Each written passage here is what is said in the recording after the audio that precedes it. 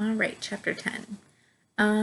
Not a chapter I really care for with war and defense, but had some interesting things. When it talked about swaggering in the chapter, I connected that to kind of the parades that was all over the news with North Korea recently, with them trying to show off their military stuff that they had and all their soldiers and missiles.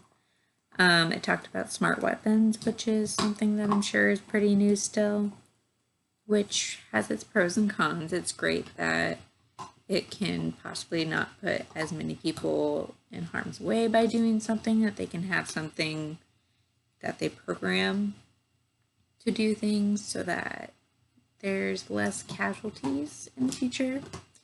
But you also run the risk that that smart technology can backfire on you. It can either malfunction and do something wrong, or like most technology these days, if it's connected to some sort of network, it could be hacked if you don't have the correct firewalls, or hacked regardless, because that's how advanced we are, that people know how to hack into things that are unhackable.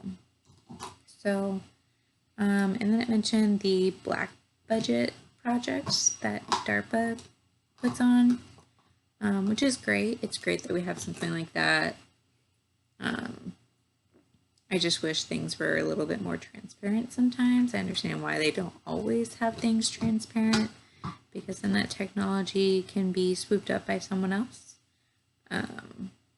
But it could have some good things come out of it, like that stealth fighter jet that looks really cool, and apparently you can't see it.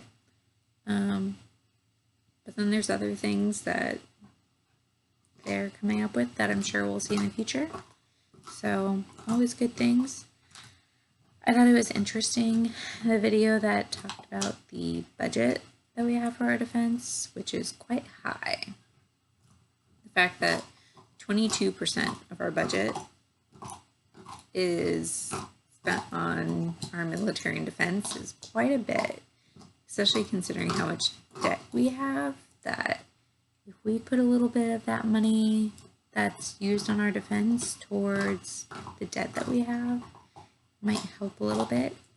There is the guy that talked about Eisenhower and his philosophy, which I totally agree with, that if you let politics and businessmen run things and make decisions all the time, that it really does make people not as into defending their country.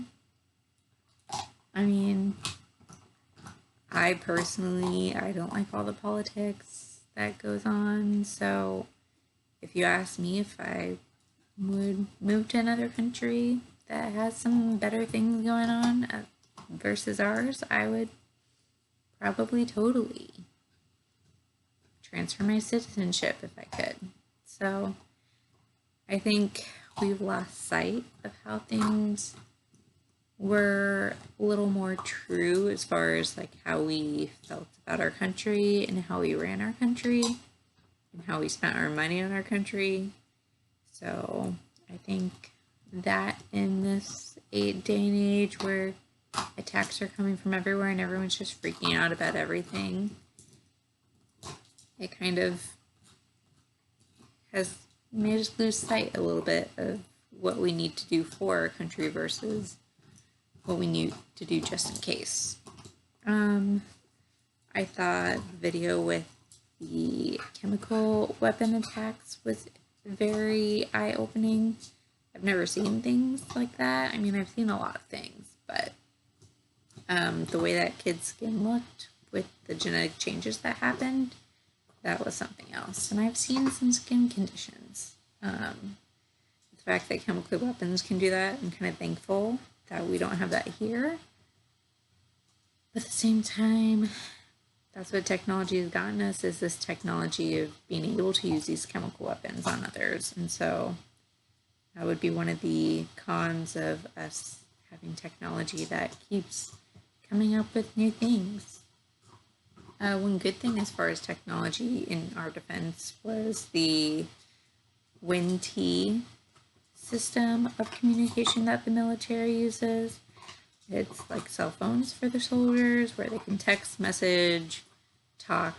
So that's good because the old way of using flags and messengers and radios just opened us up to getting information into the wrong hands. So having a separate network that is protected probably a little bit more can help those soldiers communicate when it counts.